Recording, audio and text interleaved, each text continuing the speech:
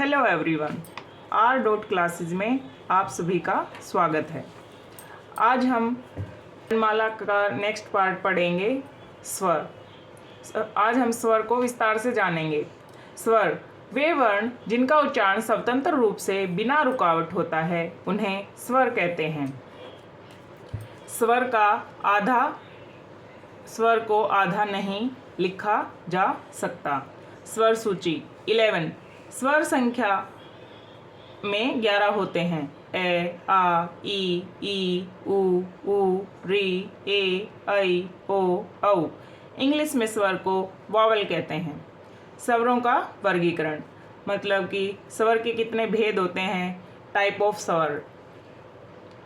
वैसे तो स्वर के मुख्यतः 3 भेद होते हैं, हर्ष स्वर, दीर्घ स्वर, प्लुत स्वर, जो कि हम छोटी क्लासेस में पढ़ते हैं। लेकिन अगर हम इन्हें विस्तार से जानने का प्रयास करें तो स्वरों का वर्गीकरण इस प्रकार से है। मात्रा के आधार पर स्वर 4 प्रकार के होते हैं। हर्ष स्वर को लघु स्वर या एक मात्रिक स्वर भी कहते हैं। हर्ष स्वर जिनके उच्चारण में कम समय लगे, उन्हें हर्ष स्वर कहा जाता है। इनकी संख्या 4 होती है। ए, ई, उ, री। सेकेंड, दीर्घ स्वर को द्विमात्रिक स्वर भी कहा जाता है। दीर्घ स्वर जिनके उच्चारण में लघु स्वर से 2 गुना समय लगे, ये संख्या में 7 होते हैं। आ, ई, उ, ए, ऐ, ओ, औ।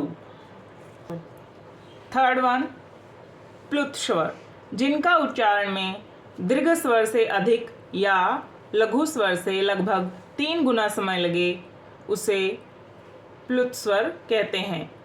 इसका प्रयोग मुख्यतः संस्कृत भाषा में होता है। सेकेंड प्रकार, जिह्वा या जीभ के आधार पर स्वरों का वर्गीकरण। अग्रस्वर जीभ के अगले भाग से उच्चारित होते हैं, उन्हें अग्रस्वर कहते हैं। इनकी संख्या 4 होती है। ई, ए, ऐ। मध्य स्वर ये उदासीन होते हैं। मध्य स्वर जीभ के मध्य भाग से उच्चारित होता है। इसकी संख्या 1 होती है। ए। थर्ड वन, पश्च स्वर जीभ के पिछले भाग से उच्चारित होते हैं, उन्हें पश्च स्वर कहते हैं। इनकी संख्या 5 होती है। आ, उ, ओ, औ। तीसरा प्रकार, मुख खुलने के आधार पर विवृत स्वर। इसमें मुख यानी कि मुंह पूरा खुला रहता है। आ। अर्धविवृत स्वर इसमें मुख आधा खुला रहता है। ए, ऐ, ओ। संवृत स्वर इसमें मुख लगभग बंद रहता है। ई, उ। अर्ध संवृत स्वर इसमें मुख आधा बंद रहता है। ए, ओ। फोर्थ प्रकार, जातीय विभाजन। नंबर 1, सजातीय स्वर वे स्वर जो एक ही जाति के हों, जैसे आ ए प्लस ए से मिलकर बनता है। ई प्लस ई से मिलकर ई बनता है। विजातीय स्वर वे स्वर जो अलग अलग जाति के हों। ए प्लस ई से मिलकर बनता है। ऐ ए प्लस ए से मिलकर बनता है। ओ ए प्लस उ से मिलकर बनता है। औ ए प्लस ओ से मिलकर बनता है, जो कि दोनों अलग अलग स्वर से मिलकर एक स्वर बनता है। अब ये हमने डिटेल में जाना स्वरों के प्रकार, स्वर के बारे में। अब हम पढ़ेंगे अयोगवाह के बारे में। अयोगवाह वे वर्ण जो स्वर और व्यंजन दोनों के साथ प्रयुक्त होते हैं। अंग, अह ये संख्या में 2 होते हैं। अभी तक हमने जाना स्वरों के बारे में, उनके भेद के बारे में। अब हम पढ़ेंगे व्यंजन के बारे में। व्यंजन वे वर्ण जो स्वतंत्र रूप से नहीं बोले जाते, बल्कि स्वरों की सहायता से उच्चारित होते हैं, उन्हें व्यंजन कहते हैं। इनकी कुल संख्या 33 होती है। 33। उदाहरण, क प्लस अ, ख प्लस अ, ग प्लस अ।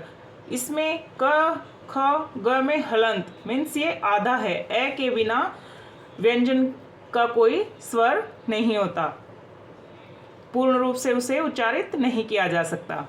नोट, यदि व्यंजन पर हलंत लगा हो तो वह अर्ध रूप में होता है। व्यंजन की कुल संख्या 33 होती है। क ख ग घ ड़ च छ ज झ य ट ठ ड ढ ण त थ द ध न प फ ब भ म य र ल व श स है। इस प्रकार ये पूरा टेबल व्यंजन यानी कॉन्सोनेंट को दर्शाता है। क से ड़ तक को हम क वर्ग कहते हैं। च से य तक च वर्ग बोला जाता है। ट से ण तक ट वर्ग बोला जाता है। त से न तक त वर्ग बोला जाता है। प से म तक प वर्ग बोला जाता है। इसमें जो पंचम लेटर है अण य ण न म, इसे पंचम अक्षर कहते हैं। क से म तक ये सभी संख्या में 25 होते हैं। इन्हें स्पर्श व्यंजन कहा जाता है। अब हम पढ़ेंगे व्यंजन के भेद। व्यंजन के 3 भेद होते हैं। नंबर 1 स्पर्श व्यंजन, जो कि संख्या में 25 होते हैं। क वर्ग से प वर्ग मतलब क से लेकर म तक स्पर्श व्यंजन कहलाते हैं, जो कि संख्या में 25 हैं। सेकंड अंतस्थ व्यंजन, जो कि संख्या में 4 होते हैं। य र ल व, ये य र ल व अंतस्थ व्यंजन कहलाते हैं। इनकी संख्या 4 होती है। श स है, ये भी संख्या में 4 होते हैं। इन्हें हम ऊष्म व्यंजन कहते हैं, जो कि व्यंजन का तीसरा प्रकार है। ऊष्म मीन्स हीट। अभी तक हमने पढ़ा व्यंजन के बारे में। अब हम पढ़ेंगे संयुक्त व्यंजन। संयुक्त व्यंजन 2 व्यंजनों के मिलने से बने व्यंजन संयुक्त व्यंजन कहलाते हैं। इनकी संख्या 4 होती है। अक्षर त्र ज्ञ श। अक्षर क प्लस श से मिलकर बनता है। त्र त प्लस र से मिलकर बनता है। ज्ञ ज प्लस य से मिलकर बनता है। श्र श प्लस र से मिलकर बनता है। इस प्रकार संयुक्त व्यंजन कंप्लीट होते हैं। इसके अलावा हिंदी में 2 और व्यंजन हैं, जिन्हें उत्क्षिप्त व्यंजन या द्विगुण व्यंजन भी कहा जाता है, और इंग्लिश में इन्हें एडिशनल कॉन्सोनेंट प्रोनाउंसिएशन किया जाता है। ड ध, इनकी संख्या 2 होती है। अभी हिंदी में एक नया वर्ण को भी प्रयुक्त किया जाता है, जिसे विशिष्ट व्यंजन कहते हैं, ल।